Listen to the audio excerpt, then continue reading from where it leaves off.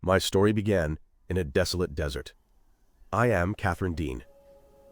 As I rode to see Edward, a young patient of mine, the boy seemed very happy.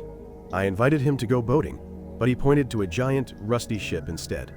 I said no, we would take this lovely little boat. The boy suddenly stopped, said the boat was broken, and then he transformed into a monster and ran away. Seeing this, I pressed a sensor on my wrist and immediately returned to the lab, where I was connected to a machine. Ah, yes, in my world, technology allows psychologists like me to enter the minds of patients. I had been working with Edward, a boy in a coma, for a long time.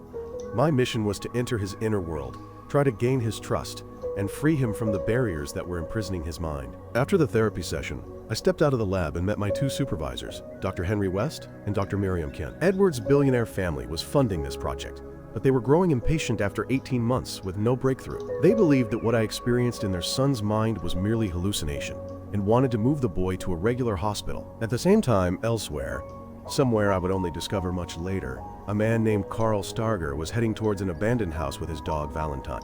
Inside, he stared intently at a glass tank filled with water, where a girl was floating. A moment later, the poor girl convulsed and died. Back in the lab, Dr. Miriam brought me the good news. We had persuaded the Edward family to grant us an additional 6 months. I proposed a new therapeutic method, a rather daring idea, to enter Edward's mind myself. Of course, Dr. Miriam vehemently objected, deeming it far too dangerous for both of us. But I insisted it was the only way. Edward's world was too toxic, and I had to show him a safer place. Meanwhile, that serial killer Carl Starger was transporting his victim's body. At home, he placed the girl on a metal table and bleached her skin until she looked like a lifeless doll. He then hanged himself with hooks through his flesh and calmly rewatched the footage of the victim's final moments. The next day, the girl's body was found. And that's when FBI agent Peter Novak got involved. This was not the first victim. He had been pursuing this sick killer for a long time but had no leads.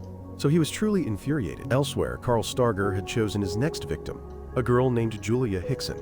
Meanwhile, Peter's team found a dog hair on the victim's body. Shockingly, it belonged to an extremely rare breed of albino German Shepherd. As for Julia, while in the parking lot, she suddenly felt she had run over something. She got out and saw Valentine, the albino dog, trapped under her tire. While she was worried about the dog, Carl Starger crept up behind her and attacked her. Julia's disappearance gave the police even more headaches. They threw all their might into searching for the albino dog and a suspicious truck. Peter Novak went to Julia's house and learned that she was about to get married. Soon after, he received a fateful call. His teammate reported that they had found someone who had sold an albino puppy to a strange man, and most importantly, they had his address. His name was Carl Rudolph Starger. While the police were on their way, Carl suddenly had a seizure in the shower. He staggered to find his medication, but then collapsed on the floor. When the police burst in, they only found Carl Starger's unconscious body in the kitchen. They tore the house apart but found no sign of Julia, only the albino dog.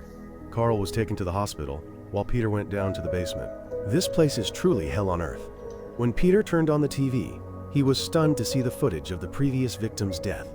At this moment, Julia was still trapped in that glass chamber, desperately crying for help. At the hospital, the doctor delivered a bombshell to Peter. Carl had a very severe form of schizophrenia. The psychological trauma related to water had triggered it, and the worst part is he would never wake up. No medication could awaken him. Peter almost went mad. He screamed that a girl was trapped in a room about to be submerged, and only Carl knew where she was. If he couldn't wake him up, Julia would drown. The killer had an automatic timer, and they had less than 40 hours left. Hearing this, the doctor had an idea and took Peter to the research facility where I work, and that's when my life took a different turn. Peter Novak explained the situation and begged me to go into Carl Starger's mind to find Julia's location. The council approved, but the final decision was mine. I explained that this wasn't simple. A schizophrenic doesn't distinguish between real and unreal. Gaining his trust and cooperation usually took months. But when Peter showed me the video of the previous victims, my heart ached. I couldn't refuse. I agreed to help. I explained that Carl was obsessed with the feeling of suspension, like floating in water. Meanwhile, Dr. Henry explained to the agents how the machine worked. It would copy one person's brain map and send signals to the other. And me, I have a chip in my hand. Just by touching it, I can return to reality at any time. And then, the journey began. Carl and I fell asleep, our nervous systems connected. Immediately, I found myself in his mind, witnessing Carl as a child being baptized. After that, I saw myself in a dark tunnel and found young Carl climbing a giant ladder. I hurried to follow. We arrived at a room with a large horse standing in the middle, and the child was huddled in the corner. I started talking to baby Carl, trying to make friends. but he kept looking at his watch and suddenly pushed me away from the horse. Right after, a series of sharp blades fell from the ceiling, cutting the horse to pieces. I realized the boy just saved me. But stranger still, despite being torn to shreds, the horse seemed alive. After that horrific scene, baby Carl ran off. I chased him and stumbled into another room, filled with women turned into mechanical dolls. Utterly terrified, I was attacked by a giant woman. She dragged me to a great hall where a giant man sat on a throne, his back covered in hooks. This man was the evil version of Carl Starker. He approached me, and in that moment I was utterly panicked. I barely managed to hit the censor button to return to reality. When I woke up, Peter was there. Still trembling, I told him I had never seen anything so horrible. Dr. Henry advised me to rest. If my mind believed what happened in there was real, I could get lost forever. Meanwhile, somewhere, the first sprays of water began to mist Julia's cell. Then, Peter found me sitting by Edward's bedside. I explained his condition to him. I told him that when I enter someone's mind, I see everything, even the darkest parts they want to hide. I didn't want to feel again what I had encountered in Carl's mind. He had created a distorted kingdom, where he was king, god, and allowed to do anything. Hearing this, Peter told me his story. He used to be a prosecutor but had to helplessly release a child abuser due to lack of evidence. That very night, the man attacked another little girl. That incident haunted Peter so much that he quit his job and joined the FBI to catch such madmen. His confession moved me. I said that inside Carl, there was still a good part, a child. I believe if we could get to that child, we could find Julia. And so I decided to try again.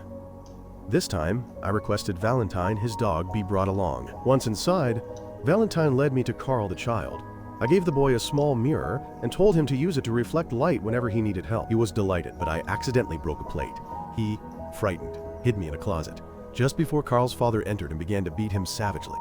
I stood there, helpless, witnessing all the trauma that had shaped the monster Carl Starker would become. In another scene, I saw adult Carl beside a bathtub, containing the body of his first victim. He said that his illness first flared up on his baptism day, when his father plunged him into the water. He thought he was drowning. When I asked where Julia was, he went mad, and his demonic version reappeared. This time, he attacked me and put a metal collar around my neck. In the real world, people realized I was trapped. I couldn't escape on my own. Seeing this, Peter Novak did the unthinkable. He volunteered to enter my mind to save me.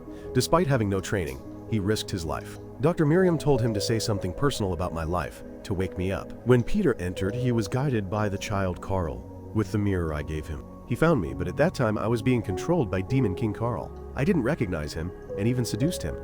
Shortly after, the demon appeared and knocked Peter unconscious. When he woke up, he found himself tied up, and the demon was gutting him, while I just stood there watching and smiling. In despair, Peter screamed, reminding me of my younger brother who died in an accident. At that moment, I snapped back. That painful memory pulled me back to reality, and I stabbed the demon in the back with an iron bar.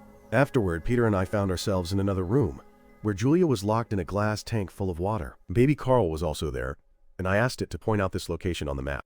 Meanwhile, Peter astutely noticed the Carver logo on the glass tank, identical to the one he had seen in Carl's basement. He said he knew where Julia was. I promised little Carl that we would come back for him. As soon as we left, the demon came and took the child away. Returning to reality, Peter immediately called his team, requesting them to search for all information about Carver industrial equipment. At this point, Julia's cell was nearly full of water. Seeing this, I knew what I had to do. I locked myself in the laboratory and decided to enter Carl's mind once more. I met little Carl again. I looked like a nun at that moment. The child said he wanted to stay with me, but I knew it was impossible. Suddenly, it transformed into Big Carl. He told me that when he was young, he found a bird with a broken leg. Fearing his father would harm it, he drowned it himself to free it. I understood him. He wanted me to do the same for him. He wanted to be freed, but I said I couldn't. And then the demon reappeared. At the same time, Peter's team found the location. It turned out Carl had been hired to seal the very plot of land containing that deadly trap. They set off immediately. Back in the dream world, I began fighting with Demon King Carl. At the same time, Julia was almost completely submerged. She tried to break a pipe on the ceiling to breathe, but it was only a temporary solution. I plunged a sword into the demon's chest and realized baby Carl was injured too. I realized that these two personalities were one. One could not be killed without harming the other. That poor child begged me to save it, begged me to stay. Meanwhile, Peter had found a trap door leading down. There, he finally saw Julia, gasping for air through a tube. He motioned for her to swim away and broke the glass with all his might. Water poured out, and Julia was saved. At the same time, in Carl's mind, through tears, I embraced baby Carl and drowned it, ending its suffering, and also to destroy the demon forever. In the real world, Carl Starker had one last seizure and died. I woke up in tears, with Julia sobbing in Peter's arms. A few days later, I visited Carl's house. I adopted Valentine, his dog. Peter and I also had a brief conversation. I told him I would use the reverse technique, bringing Edward into my mind. He worried about me, but I reassured him that everything would be fine. We said our goodbyes. And in the final scene, you see, Edward and I are together, no longer in a barren desert, but in a place full of blooming trees. Finally, I earned the boy's trust. The moment he ran to hug me, I knew everything had concluded perfectly. This is the end of my story. Be sure to subscribe and turn on notifications.